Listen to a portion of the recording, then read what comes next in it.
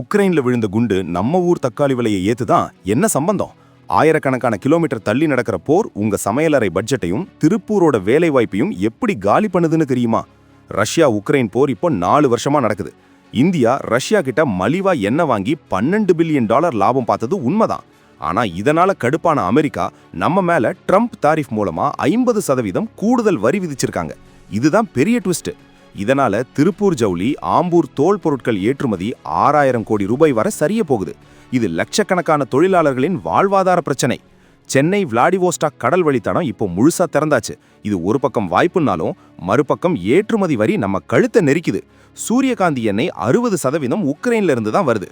போர் நிக்காததால ஒவ்வொரு தமிழ்நாட்டு குடும்பத்துக்கும் மாசம் 500 ரூபாய் வரை கூடுதல் செலவு.